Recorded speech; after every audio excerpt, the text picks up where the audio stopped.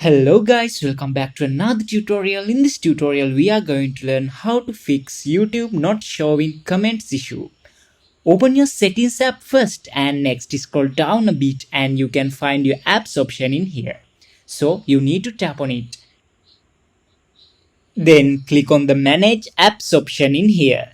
Now you can find your YouTube app among them and click on it.